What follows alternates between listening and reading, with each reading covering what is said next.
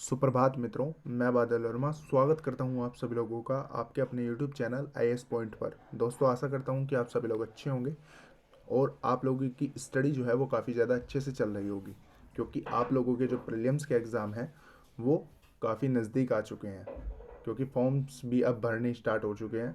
तो जिन लोगों ने अपने फॉर्म्स वगैरह नहीं भरे हैं तो जल्दी से जल्द अपने फॉर्म्स वगैरह भर लीजिए, क्योंकि फिर ऐसा होता है ना कि आप लोग एक तरीके से अपने मनपसंद के सेंटर्स को चूज़ नहीं कर पाते। ऑलराइट। तो जैसे कि आप लोगों को पता ही होगा कि काफ़ी दिनों से मैं अपनी क्लासेस को नहीं ले पा रहा था और हिस्ट्री की जो क्लासेस हैं वो IAS पॉइंट के यूट्यूब चैनल पर प्रोवाइड नहीं की जा रही थी, जिसके चलते अदिति मैम ने आपको बीच बीच में काफ़ी सारी क्लासेस जो है मेरी गैर मौजूदगी में दी। ऑलराइट। और आज से मैं अपनी जितनी भी क्लासेस हैं वो कंटिन्यू टाइम टेबल के हिसाब से प्रोवाइड कराऊंगा। ऑलराइट। तो आज हम लोग बात करने वाले हैं चैप्टर 2 के बारे में।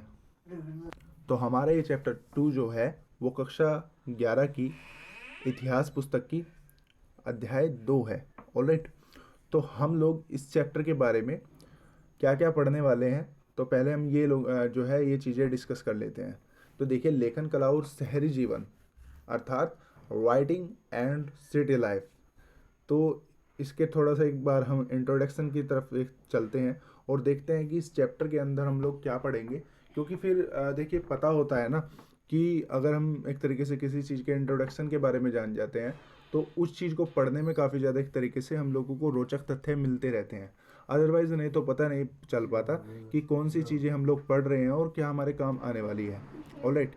तो ये जो पूरा चैप्टर है ये मोसोपोटामिया सभ्यता के बारे में एक तरीके से बताया गया है। मैं आप लोगों को इसका थोड़ा थोड़ा सा एक तरीके से प्रेषक बता रहा हूँ, जिससे आप लोगों को ये समझ आ जाए कि आखिर जो ये चैप्टर 2 है वो हम लोगों को क्यों पढ़ना है और एक तरीके से इसकी क्यों नीड है। ऑलराइट। तो देखिए, पहले तो मैं आप लोगों को ये बता देना चाहता हूँ कि ये हम लोग प्राचीन इतिहास के बारे में एक तरीके से डिस्कस कर रहे हैं और सभ्यताओं के बारे में डिस्कस कर रहे हैं।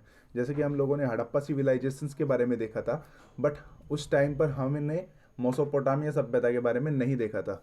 तो कई लोगों ने तो मोसोपोटामिया सभ्यता यानी कि मोसोपोटामिया सिविलाइजेशंस के बारे में देखा होगा और कई लोग आज ही इसका नाम सुन रहे होंगे। तो पहले हम इसके इंट्रोडक्शन को जान लेते हैं, जिससे हम लोगों को जानने में काफ़ी ज़्यादा आसानी रहे। तो देखिए, लेखन कला और शहरी जीवन जो है वो मोसोपोटामिया सभ्यता के बारे में एक तरीके से बताने की कोशिश की गई है कि मोसोपोटामिया सभ्यता में जो लेखन कला और शहरी जीवन था वो किस स्तर का था। ऑलराइट। क्योंकि मोसोपोटामिया को विश्व की सबसे ज़्यादा प्राचीनतम सभ्यता माना जाता था जब तक हड़प्पा सभ्यता की खोज नहीं की गई थी। ठीक है। तो ये यूनिट 2 में दूसरा चैप्टर है।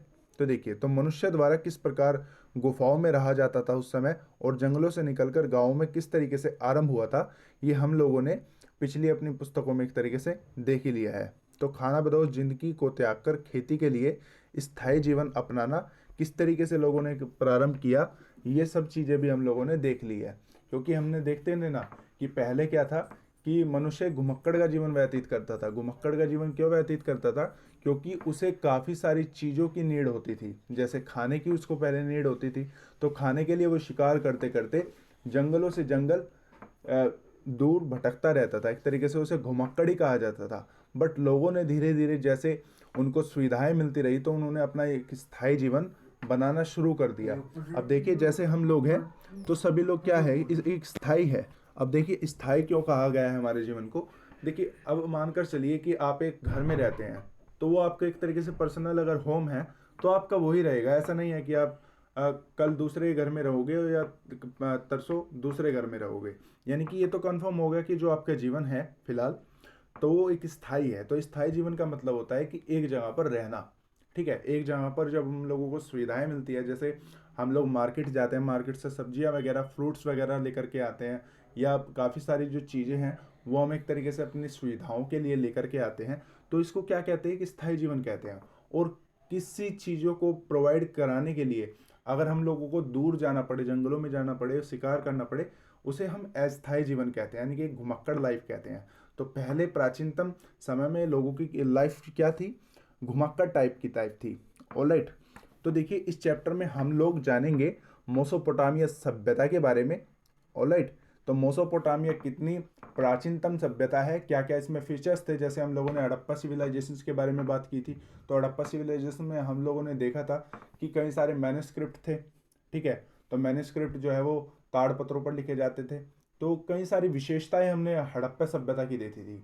और हड़प्पा सभ्यता जो है वो काफ़ी ज़्यादा प्राचीनतम सभ्यता है, यानी कि सबसे प्राचीनतम सभ्यता है। जब तक मेसोपोटामिया सभ्यता एक तरीके से जैसे मानकर चलो, उस टाइम क्या था कि मेसोपोटामिया सभ्यता को सबसे विश्व की प्राचीनतम सभ्यता माना जाता था।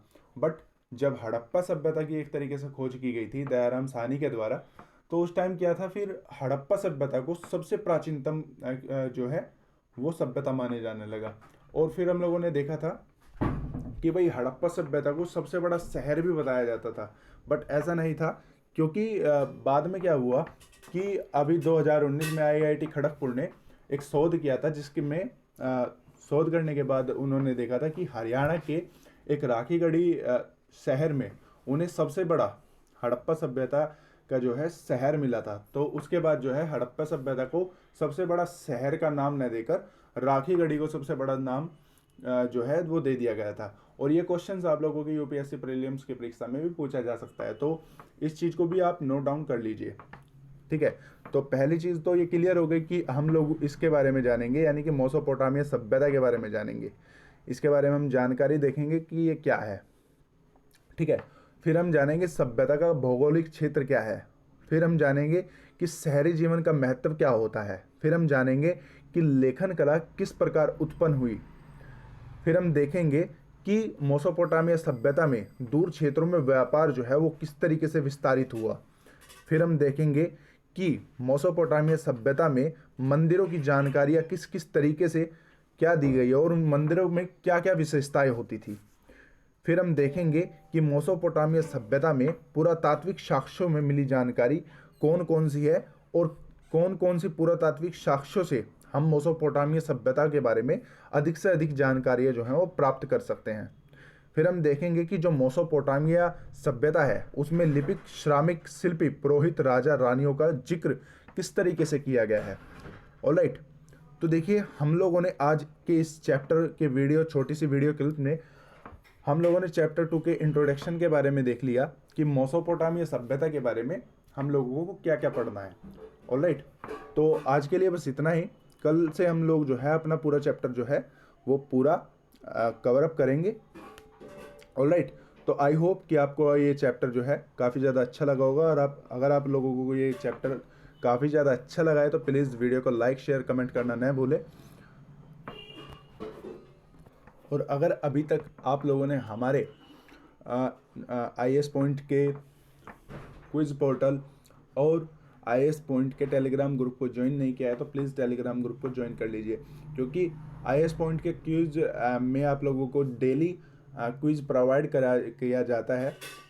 उसमें क्या होता है कि जो आप प्रिपरेशन कर रहे हैं प्रीलिम्स को लेकर के, उसमें आपकी काफ़ी ज़्यादा जो प्रीलिम्स की तैयारी है उसमें 4 चांद लग जाते हैं। क्योंकि उसमें जो प्रीलिम्स में मानकर चलिए जो प्रीवियस ईयर के क्वेश्चन पेपर्स होते हैं वो उसमें पूछे जाते हैं, जो करंट अफेयर से रिलेटेड क्वेश्चंस होते हैं वो उसमें पूछे जाते हैं।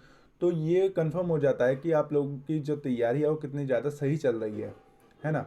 और कई सारे जो क्वेश्चंस हैं वो क्वेश्चंस भी मिलने की उसमें संभावनाएं होती हैं। अब जैसे जो हैंड रिटन नोट्स बनाए गए थे यूपीएससी से रिलेटेड, तो वो काफ़ी ज़्यादा कारगर रहे और काफ़ी ज़्यादा एस्पिरेंट्स की उसमें रेटिंग भी अच्छी रही, क्योंकि एस्पिरेंट्स ने उसको काफ़ी ज़्यादा पसंद किया और देखा कि भाई काफ़ी नॉलेजेबल चीज़ है इसमें। तो मैं आपको यही सजेशन दूंगा कि वो नोट्स और IAS पॉइंट के क्विज पोर्टल को भी आप लोग जो है वो ज्वाइन करें, जिससे आप लोगों की जो प्रिपरेशन है वो काफ़ी ज़्यादा अच्छे से चले। तो आज के लिए बस इतना ही।